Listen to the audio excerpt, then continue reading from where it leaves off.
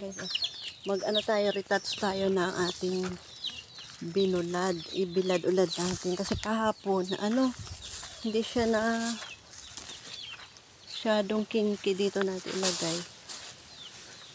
Retouch na to. Hindi masyadong ayan repeat na ba? Repeat na. Dito natin ilagay. Kasi kahapon, kunti lang ang araw. Wala kalahati lang yung araw. Hindi masyado siyang nabilad. Pero na-dry naman. Pero nilagay ko sa rep muna kasi para hindi siya ba guys. Morning! Shout out dyan sa nakarelate nito ng aking vlog for today. Ayan para sa sunod na araw may pa tayo.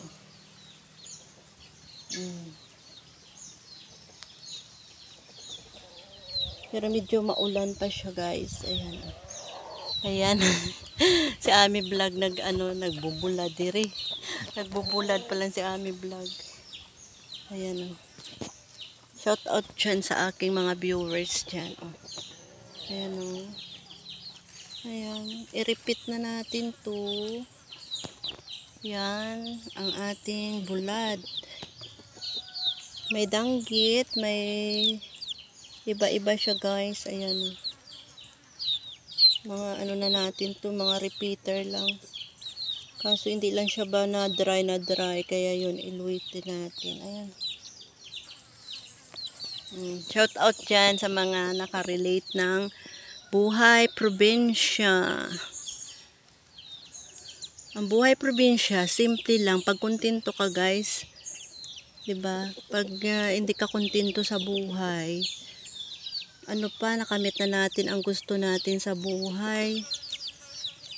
Nakapagpaaral na, nakapagpabahay na, nakapag-servisyo na. Naka-service na sa Panginoon, anong buhay natin, 'di ba? Dadaan lang tayo sa mundo dito, guys, kaya huwag masyadong magparami ng pera kasi hindi natin 'yan madadala. Kahit na ibaon mo pa ang kayamanan mo. Shout out diyan, 'di ba? Real talk 'yan, nga. Wala tayo madala kahit na ibilad lang tayo itapon lang tayo sa ilog.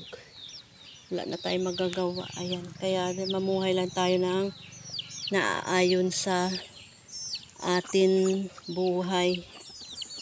Kasi wala na tayo mahiling sa mundo. Ibalik natin lahat. Ayan. Pag nakatapos ng inyo guys, diba?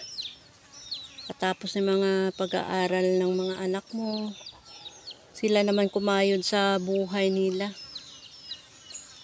Guys, yan na. Bye-bye na, guys. Mamaya ilipat-lipat ko to.